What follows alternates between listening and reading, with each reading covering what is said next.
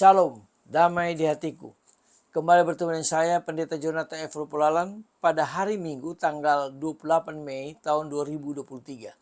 Mari kita minta pertolongan Roh Kudus untuk pembacaan dan pemberitaan firman Allah. Mari berdoa. Tuhan Yesus, terima kasih atas nafas hidup yang Tuhan Yesus masih berikan pada kami. Itu berarti Tuhan Yesus masih membutuhkan kami tinggal di dunia dan terus berkarya bagi Allah Tritunggal sesuai dengan karunia yang Tuhan Yesus berikan kepada kami. Saat ini hamba akan menyampaikan firman Allah. Biarlah Tuhan Yesus mengurapi dengan kuasa Roh Kudus. Begitu pula dengan para pendengar, Tuhan Yesus urapi dengan kuasa Roh Kudus. Terima kasih Tuhan, berfirmanlah karena kami sudah siap untuk mendengarkan firman-Mu. Dalam kasih dan pengampunan Kristus kami berdoa. Haleluya, amin. Mari kita baca firman Tuhan yang diambil dari Efesus pasal yang kelima ayat yang ke-18.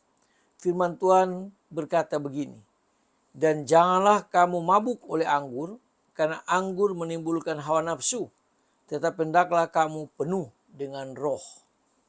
Demikianlah firman Allah yang berbahagia kita membaca, mendengar, dan melakukan firman Allah. Nah saudara-saudara yang saya kasih dalam nama Tuhan Yesus Kristus, Paulus memiliki pemahaman yang cukup menarik dari pembacaan kita tadi. Paulus melihat keadaan dipenuhi Roh Kudus dan keadaan mabuk memiliki kesamaan. Walaupun keduanya sangat bertolak belakang.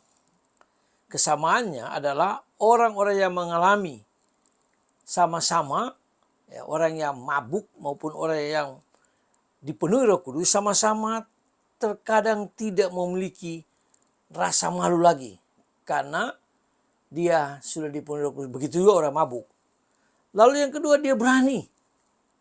Yang ketiga, dikuasai oleh kemauannya yang keras. Dan yang keempat, yaitu dia fasih berbicara.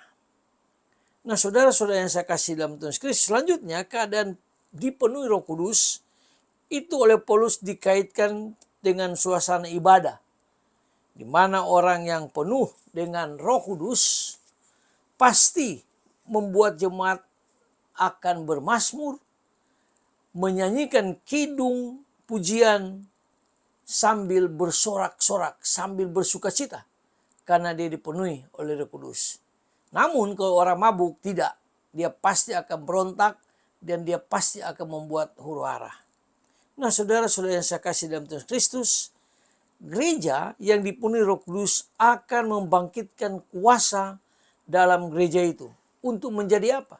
Menjadi saksi Kristus, menjadi martir bagi nama Tuhan Yesus Kristus. Nah itulah sebabnya saudara-saudara yang saya kasih dalam Tuhan Kristus, karena Tuhan Yesus menghendaki umatnya atau gerejanya dipenuhi oleh Roh Kudus. Nah bagaimana caranya? Supaya gereja atau kita sebagai orang yang sudah percaya Yesus dipenuhi oleh Roh Kudus. Caranya itu ada 3. Yang pertama, yaitu selalu aktif bersekutu. Itu juga dijelaskan di dalam Mazmur pasal 133 ayat 1. Pengalaman gereja di Kisah Para Rasul yang benar-benar dipenuhi Roh Kudus di tingkat jemaat biasa terjadi saat mereka berkumpul bersama. Itu dijelaskan dalam Kisah Rasul pasal 2 ayat 1 dan Kisah Rasul pasal 4 ayat yang ke-31.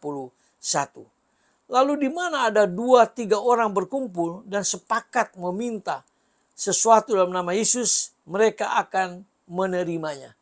Itu pun dijelaskan di dalam Matius pasal yang ke-18 ayat 19 dan 20.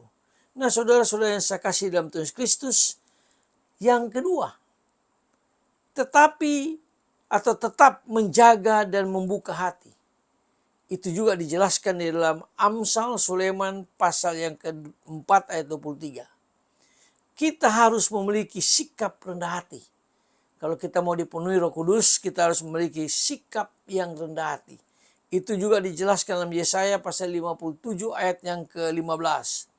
Lalu berikutnya, Roh Kudus bagikan air yang mengalir dan mencari tempat yang rendah.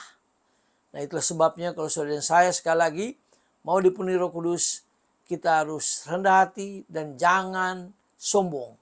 Karena orang yang sombong berarti dia tidak dipenuhi Roh Kudus. Tapi orang yang rendah hati, dia selalu dipenuhi Roh Kudus. Yang ketiga, terus-menerus meminta dalam doa. Itu di dalam Lukas pasal 11 ayat 9 sampai dengan 13. Dikatakan, mintalah dan ketoklah, maka kamu akan menerima dan dibukakan pintu. Jadi kalau kita minta kepada Tuhan, supaya Tuhan penuhi kita dengan kuasa Roh Kudus, maka Tuhan Yesus akan memberikan tepat pada waktunya. Itu dijelaskan di dalam Lukas pasal 18 ayat 1 sampai 8. Lalu carilah maka kamu akan mendapat. Seperti Elisa, dia mencari kuasa Roh Kudus pada Elia. Akhirnya Elisa dipenuhi oleh Roh Kudus. 2 Raja-Raja pasal 2 ayat 1 sampai 13.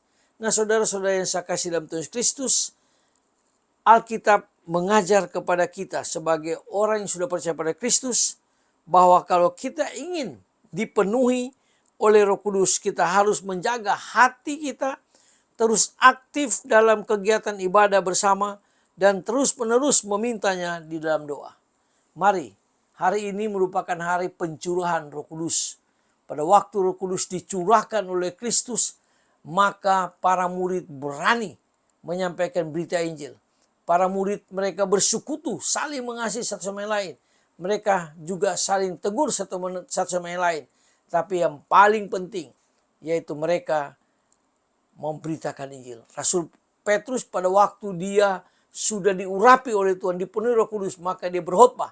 Ada 3.000 orang yang bertobat. Demikian juga ada murid-murid lain. Maka banyak orang yang bertobat, yang percaya Yesus, karena ada pencurahan Roh Kudus. Biarlah di hari pencurahan Roh Kudus ini, kita terus meminta kepada Tuhan, supaya kita sebagai gereja tetap dipenuhi Roh Kudus, sehingga Roh Kudus akan memimpin kita. Ada satu definisi mengatakan, yaitu pada waktu kita menyampaikan berita Injil kepada orang lain yang belum percaya Yesus, maka kita serahkan kepada Roh Kudus. Maka Roh Kudus itulah yang akan menobatkan orang. Roh Kudus itulah akan membuat orang sadar dan dia kembali kepada Kristus, dan dia percaya Yesus, dia mengaku dosa, dan dia percaya Yesus sebagai Tuhan dan Juru Selamatnya secara pribadi. Mari kita minta supaya Tuhan memenuhi hidup kita. Mari kita berdoa. Tuhan Yesus, terima kasih kalau hari ini kami bisa merayakan hari pencurahan Roh Kudus. Tuhan, tolong kami supaya kami dipenuhi Roh Kudus, sehingga kami berani memberitakan Injil. Kami berani menyampaikan firman Allah kepada orang lain. Dan biarlah banyak orang yang percaya kepada Tuhan Yesus. Ampuni dosa kami Tuhan, dengarlah doa kami. Dalam kasih dan pengampunan Kristus kami berdoa bersyukur. Haleluya. Amin. Terpujilah Kristus, sampai kita berjumpa di kesempatan yang lain.